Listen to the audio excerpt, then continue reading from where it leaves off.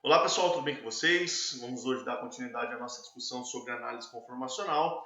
Na nossa última aula nós vimos análise conformacional de sistemas abertos, de cadeias alifáticas, ao longo das ligações carbono-carbono, elas girando, o giro livre que elas possuem decorrente da sobreposição de orbitais do tipo sp3 ao longo dessas ligações, e vimos efeitos de tensão torsional, efeitos de tensão histérica que vão acarretar na diminuição da energia de alguns conformes. Hoje nós vamos estudar um pouquinho como que os ciclos alcanos, os sistemas cíclicos, se comportam e se rearranjam no espaço, buscando sempre situações de melhor, de mais baixa energia e de melhor estabilidade. Se nós considerarmos no ciclo alcanos, bem como lá nos alcanos de cadeia alifática, o carbono vai possuir uma hibridização do tipo sp3. Nós vimos lá na nossa parte introdutória que um carbono de hibridização sp3, que faz 4 ligações do tipo sigma, ele tem um ângulo de ligação de 109,5 graus, que vai apontar para os 4 vértices de um sistema, de uma forma geométrica tetraédrica, certo? Por outro lado, se nós considerássemos que os ciclo-alcanos são sistemas planares, nós deveríamos considerar que essas ligações sempre, de alguma forma, deveriam buscar esse ângulo de ligação de 109,5 graus. Para que isso acontecesse, se nós considerássemos que eles fossem planares, um ângulo, uma tensão angular deveria ser gerada para manter a planaridade e manter os ângulos de 109,5 graus. Isso acarretaria que em anéis menores, para atingir o ângulo de 109,5 graus, as ligações teriam que ser curvadas para fora, Então imagina que aqui a gente teria o propano, o ciclo propano, correto? Considerando que ele é planar, nós teríamos essas linhas retas. Percebam, para atingir o ângulo de 109,5 graus, essas ligações teriam que se curvar para fora. O mesmo acontece no ciclo butano. Aqui no ciclo pentano nós já teríamos umas ligações mais alinhadas, e a partir do momento que nós vamos para anéis maiores, a curva começa a ser para dentro, a tensão angular começa a ser para dentro para fechar esses ângulos e atingir o ângulo de 109,5 graus. Entretanto, os ciclo-alcanos não são planares. Eles se torcem, eles se rearranjam no espaço, tá? Para minimizar os 3 tipos de tensão que existem no ciclo alcano. As duas que nós vimos lá nos alcanos, que é a tensão torsional. O que era a tensão torsional? A repulsão dos pares de elétrons das ligações. A tensão histérica, que é a repulsão das nuvens eletrônicas dos grupos volumosos. E aqui nós temos uma terceira tensão, que é a tensão angular, que seria decorrente desse efeito de compressão ou de expansão de ligação para poder chegar o mais próximo possível de um ângulo de 109,5 graus, certo? Então nós vamos ver do ciclo propano até o ciclo hexano como que essas espécies se organizam e se distribuem, se rearranjam no espaço para minimizar esses 3 tipos de tensão. O primeiro que a gente vai ver é o ciclo propano, tá? 3 carbonos fazendo ali a ligação entre eles. Ele é o mais instável de todos, correto? Extremamente instável. Ele é planar. Ele é o único que é planar, porque se você vê, não tem como esse ciclo torcer. Ele é muito rígido. Então ele vai ficar quando ele existir, quando for possível que ele exista, ele vai ficar em uma geometria planar. Perceba que para isso acontecer, nós colocamos os hidrogênios em configuração eclipsada. Ele possui um ângulo interno de 60 graus, então o ideal é 109,5 graus. Ele tem que diminuir esse ângulo interno para 60 graus. É uma diminuição aproximadamente de 50 graus no ângulo, o que vai gerar uma tensão angular muito pronunciada, muito forte. E a energia de tensão que nós temos no ciclo propano é de 114,2, correto? Quando nós analisamos o ciclo butano, e aí nós passamos a ter 4 hidrogênios, Diferente do ciclo propano, o ciclo butano ele não assume uma configuração planar, tá? Que deixaria esses hidrogênios aqui eclipsados. Ele faz uma leve inclinação, ele seria assim se ele fosse planar, correto? Ele faz uma leve inclinação desses dois átomos de carbono aqui, faz uma leve inclinação de aproximadamente 25 graus. Percebam que esses átomos de carbono lateral aqui estão um pouquinho inclinados levemente, apenas 25 graus, o que vai dar uma aliviada na tensão torsional, porque percebam, se ele fosse planar, aqui eu deixei ele planar, os hidrogênios ficam em posição eclipsada, em conformação eclipsada. Quando nós levantamos aqui 25 graus aproximadamente, se nós olharmos ao longo das ligações, percebam, esses hidrogênios saem de conformação eclipsada, vai gerar uma tensão angular um pouquinho maior, porque eu estou inclinando esses grupos aqui, mas em compensação, a minha tensão torsional ela é aliviada, certo? Percebam que a energia de tensão do ciclo butano é 110,9, é um pouquinho a menos que o ciclo propano. Então o ciclo butano ele não é tão estável assim, tá, pessoal? Não é tão fácil achar o ciclo butano por aí, a estabilidade dele não é tão boa. Percebam que ele é tão instável quanto o ciclo propano. Por outro lado, aí nós começamos a chegar em dois ciclos que são mais estáveis. O primeiro deles é o ciclo pentano. Percebam que se nós tivéssemos o ciclo pentano, tá aqui, ciclo pentano, bonitinho. Se nós tivéssemos ele planar, vou tentar deixar ele planar aqui, nós teríamos o mesmo problema. As ligações hidrogênio-hidrogênio, todas elas eclipsadas, correto? Eclipsada, eclipsada e eclipsada. Todas ficariam eclipsadas. Para aliviar essa tensão torsional gerada por essas ligações eclipsadas, o que o ciclo pentano faz? Ele pega uma pontinha dele, tá? Essa pontinha aqui que vocês estão vendo, essa daqui, que vai gerar a pontinha para formar essa forma de um envelope. Ele pega essa pontinha dele aqui, e joga ela para cima. E fica gera uma espécie de um plano aqui, correto? Nós temos quase que um plano aqui, mas essa pontinha levantada para cima. Com essa pontinha levantada para cima, para formar aí uma espécie tipo um envelope, nós tínhamos todas as ligações eclipsadas. Isso gerava uma tensão torsional bastante pronunciada. Agora, nós só ficamos com esses hidrogênios aqui, eclipsados, que são essa parte de trás aqui, do ciclo pentano. Se vocês olharem daí, vocês vão ver, tá vendo? Eles estão aqui eclipsados, correto?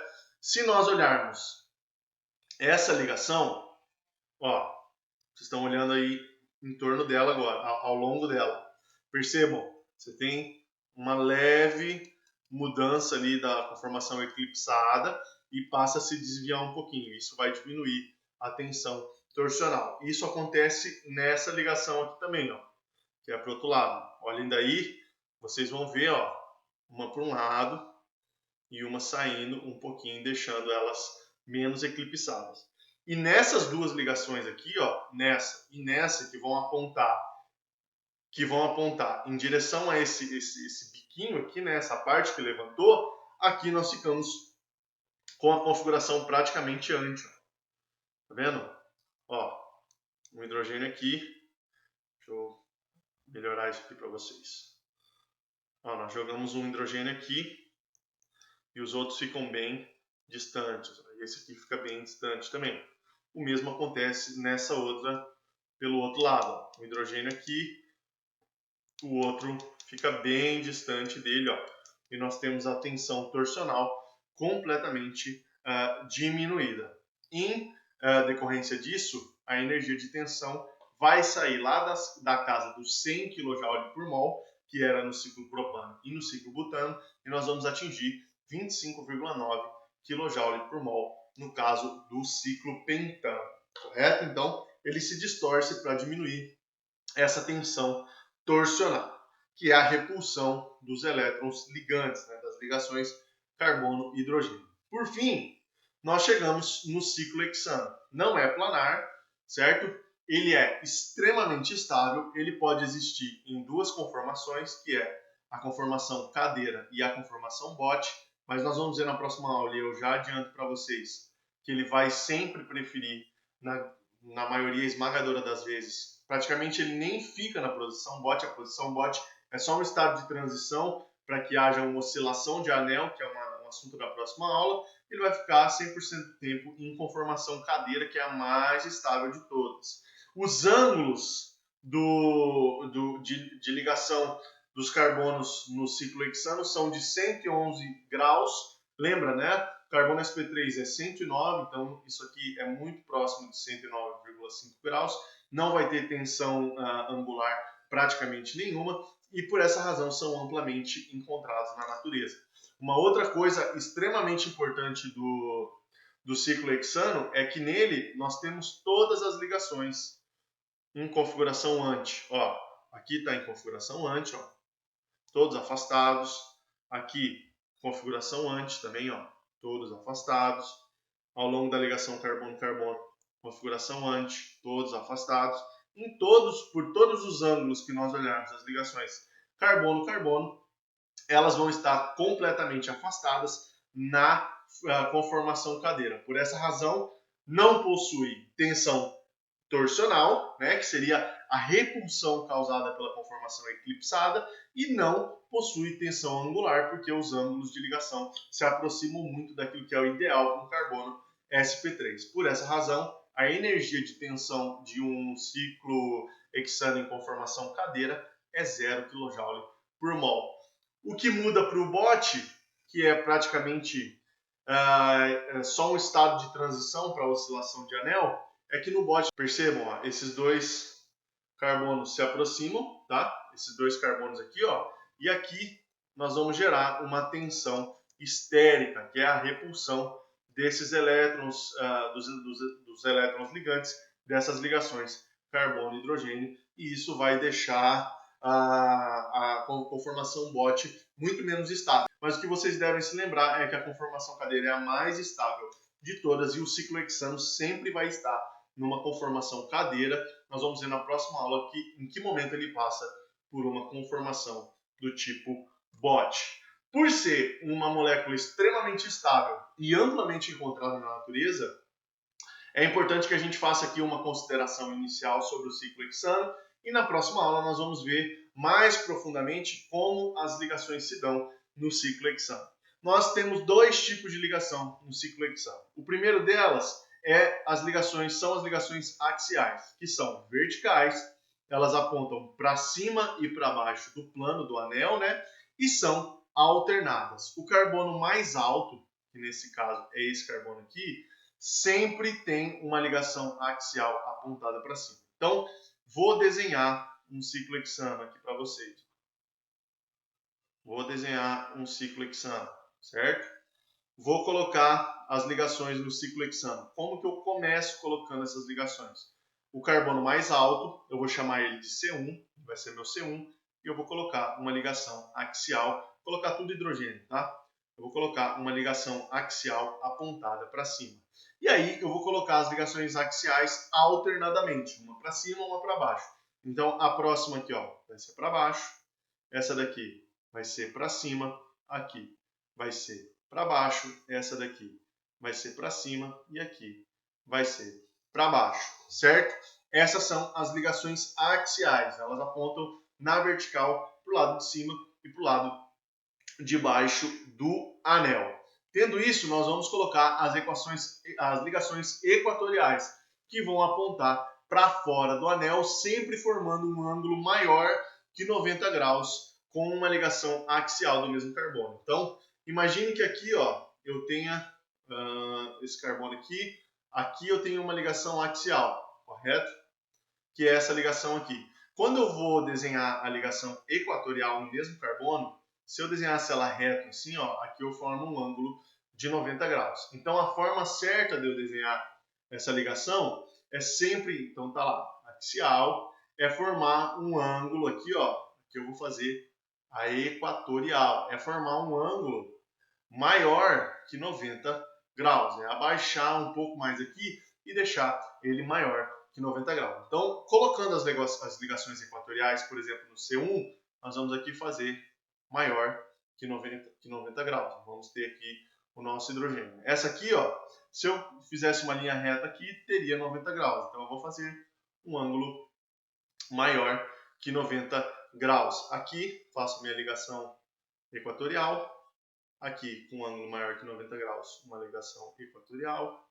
Aqui, outra ligação equatorial. E aqui eu tenho a minha última ligação equatorial. Então, é dessa forma que nós vamos desenhar sempre o ciclo hexano, né? Com ligações axiais, apontando tanto para cima quanto para baixo do plano na vertical, e as ligações equatoriais sempre fazendo um ângulo maior que 90 graus com as ligações axiais, correto? Uma outra forma de nós representarmos as conformações cadeiras do ciclo hexano é através das projeções de Newman. Então, veja, se nós olharmos através do carbono 1, que está aqui, tá? E o carbono 5, que está aqui, ó. Então, vamos lá. Aqui, ó, carbono 1, carbono 5. Percebam que eu tenho um carbono 6 acima. Eu estou olhando ao longo dessas duas ligações aqui, ó. Estou olhando ao longo dessas duas ligações. E lá atrás, ó, eu tenho o carbono 2 e o carbono 4, perfeito? Do carbono 4 eu tenho saindo 2 hidrogênios, ó, eles estão aqui, ó, 2 hidrogênios. E do carbono 2 eu tenho mais 2 hidrogênios, eles estão exatamente aqui, correto? Do carbono 1 aqui na frente, ó, eu tenho um hidrogênio aqui e o outro aqui, que são esses aqui. E aqui no hidrogênio 5, eu tenho mais um aqui e outro aqui. Eles estão dispostos aqui. Percebam que esse carbono 6 e o carbono 3, né, o carbono 6 acima e o carbono 6 acima e o carbono 3 abaixo, eles não têm os seus hidrogênios representados. Para representar uma forma BOT, ambos vão ficar para o mesmo lado. Certo, pessoal? Essa foi a nossa aula de hoje. Na segunda parte dessa aula de ciclo alcânico, nós vamos estudar mais a fundo as posições das ligações no ciclo hexano, que é o ciclo mais estável e o mais amplamente encontrado na natureza. Correto? Tenham um excelente dia e nós nos vemos na próxima aula. Um abração a todos.